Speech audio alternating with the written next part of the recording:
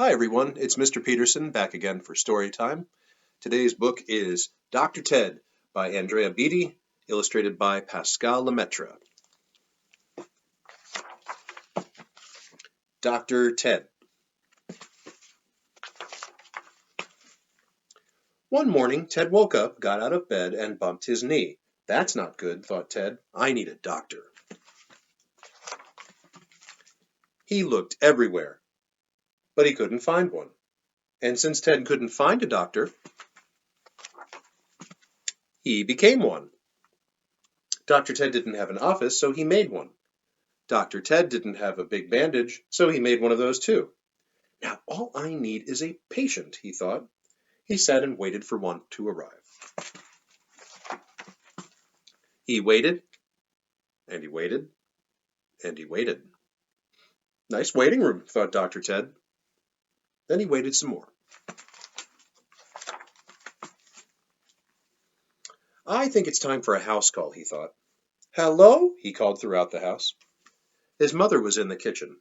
You have measles, said Dr. Ted. We should operate.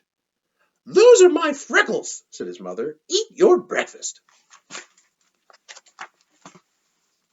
At school, Dr. Ted sat in the third row of Mrs. Johnson's class. All around him, students coughed and sniffled and sneezed. Dr. Ted smiled. Patients, he thought. The patients were very germy. At lunch, Dr. Ted took their temperatures and measured their blood pressure.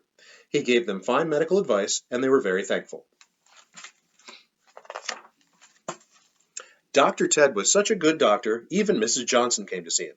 You can't practice medicine in the lunchroom, she said. You have mumps, said Dr. Ted. Crutches could help. Those are my cheeks, said Mrs. Johnson. Eat your lunch.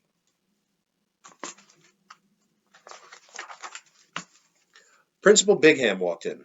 Dr. Ted could tell he was very sick. He needed a doctor. We already have a school doctor who visits on Fridays, Principal Bigham said with a smile. You have gingivitis, said Dr. Ted. You need a full-body cast. Principal Bigham frowned. You also have bad breath, said Dr. Ted. You need a shot. The principal's face turned bright red. And a fever, said Dr. Ted. You need a transplant. We already have a school doctor. Principal Bigham pointed toward the door. We could do something about that foot odor, said Dr. Ted. Go home, said Principal Bigham. Dr. Ted was very sad. He packed up his big bandage and went home. That night he took 2 cookies and went straight to bed. The next day during recess, Ted sat on a bench and sighed. He watched Frances Sylvester do gymnastics on the monkey bars. She was very talented. Everyone thought so, especially Mrs. Johnson and Principal Bigham. Frances finished her routine with a triple twisting somersault. She landed on Mrs. Johnson. Ouch! Cried Mrs. Johnson. My ankle! Principal Bigham ran this way and that. Help! He yelled. Call an ambulance! Call the fire department! Call the library! Just call somebody! But Dr. Ted was already there.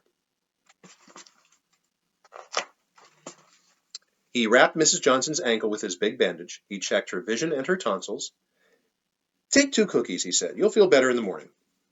Just then, the ambulance arrived, and the fire department, and the librarians.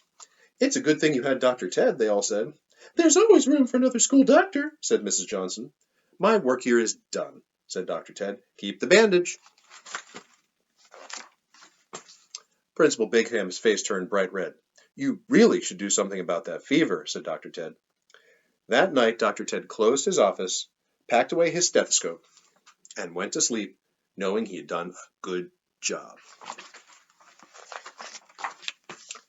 The next morning, Ted woke up, got out of bed, and sniffed the air.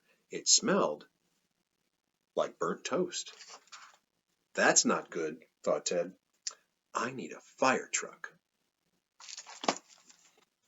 Dr. Ted. Bye.